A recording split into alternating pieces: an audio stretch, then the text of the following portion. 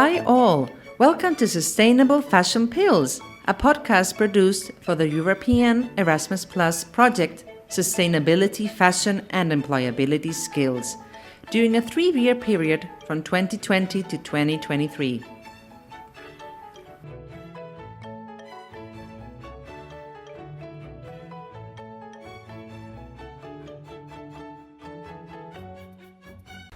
Good morning everyone, I'm Nicole, a student from the SFES project, and we are here today to discuss the following topic, measuring the impact of sustainable actions regarding raw materials, with our guest professor Bob Gilmour.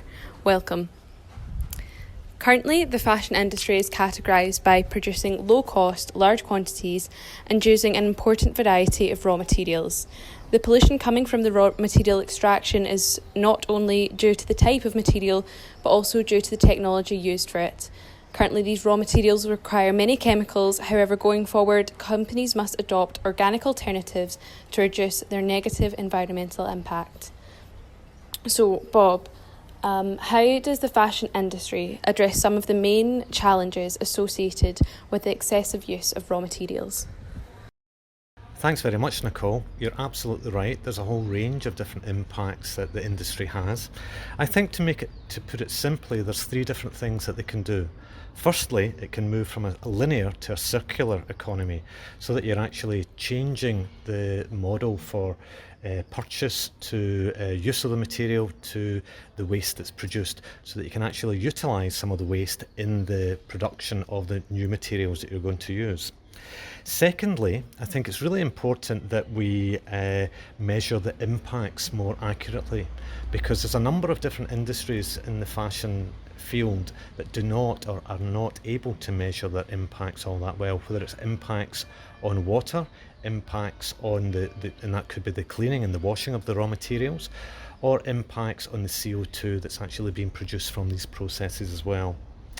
And then the final thing I would say is that really we've got to be moving towards a much more sustainable raw material, and whether that's incorporated into the cradle to grave activity, or whether that's actually identified and moving away from the raw materials that might be based on hydrocarbons like polyester. Thank you for that. So, given what you've just said, what challenges are involved in maximising the use of sustainable raw materials? I think some of the main challenges include trying to balance the 3 Ps, the profit, the people and the planet. Obviously, the industry's there to try and maximise their profit. People are there to try and make income, but equally they've got to be treated well, and the environment, which we've exploited for centuries, is really feeling the effect of us over-exploiting the natural raw resources. I think there's a whole range of different metrics that we can use. But some of these metrics haven't been really well tested, so we need to test these and develop them further. I think there's a range of certification schemes, whether it's organic materials or whether it's other types of certification. We've got to make sure that these are valid and they've been verified independently, and it's not just based on what the companies are saying. But ultimately we've got to have transparency through the overall process, so that we can identify where that raw material has come from, where it's gone to, so that we can identify whether or not it's actually been used for a longer period of time. That's great. And given that this is SFES's an employability skills project, in order to address these challenges, what do you think are the skills required by both society and the workforce that are needed to achieve this?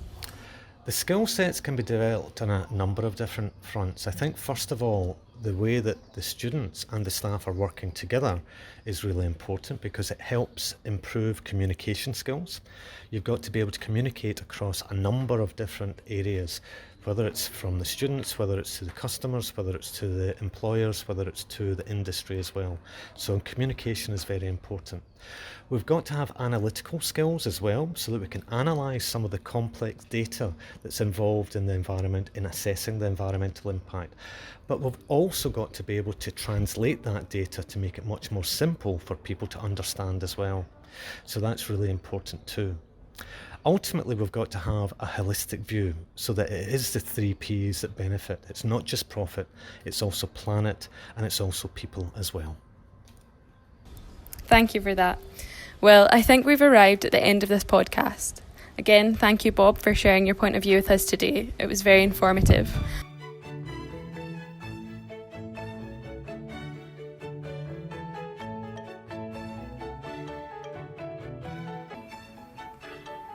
This SFES project is coordinated by Glasgow Caledonian University, and it involves other academic partners such as Universidad Villanueva in Madrid, Universidad Politécnica in Valencia, EDHEC Business School in France, and Universidad de Madeira in Portugal.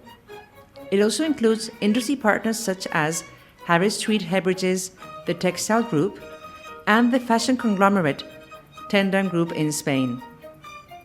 The objective is to improve employability and entrepreneurship skills in the fashion sector around sustainability and to broaden knowledge for academia, companies, and fundamentally for students involved in the project.